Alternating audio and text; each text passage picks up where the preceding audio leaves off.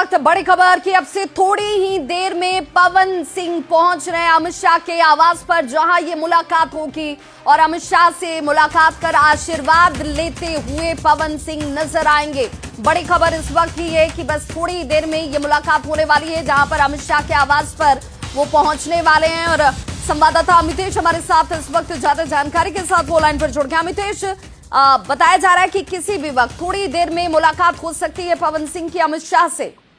जी हाँ, बिल्कुल। गृह मंत्री अमित शाह के आवास पर पवन सिंह पहुंचने वाले हैं, थोड़ी देर में ही पहुंचने वाले हैं और ये मुलाकात बहुत अहम होगी, क्योंकि लोकसभा चुनाव में जिस तरह से पवन सिंह ने निर्दलीय चुनाव लड़ा था काराकाट से, उसके बाद ही बीजेपी से रिश्ते उनके खराब हो गए थे और बीजेपी ने उन्हें बाहर का रास्ता दिखा दिया था। लेकिन आज जब उपेंद्र कुशवाहा से उनकी मुलाकात हुई है, तमाम गिले शिकवे दूर हो गए हैं कुशवाहा से।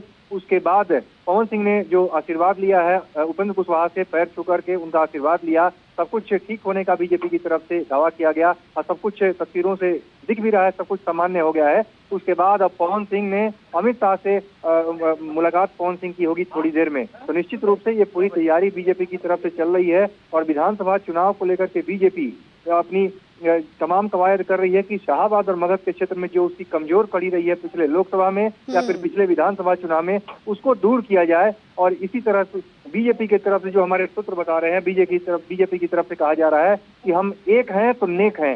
ये शब्द कहा जा रहा है, ये सेंटेंस कहा जा रहा है बीजेपी नेताओं की तरफ से कि हम एक हैं तो नेक हैं। और इसी फॉर्मूले से हम लोग उपेंद्र कुशवाहा पवन सिंह दोनों को एक साथ एक मंच पर लाने में सफल हुए हैं और इसी फॉर्मूले के तहत हम लोग आगे बढ़ेंगे शाहाबाद और पूरे मगध क्षेत्र में। जी बिल्कुल। तो बीजेपी की ये पूरी कवायद है, बीजेपी की ये कोशिश है, जिसके बाद पवन सिंह और उपेंद्र कुशवाहा की मुलाकात होती है।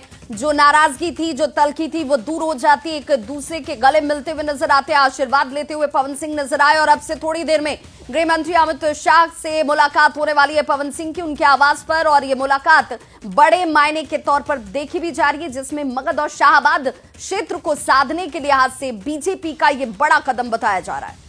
बहुत बहुत शुक्रिया।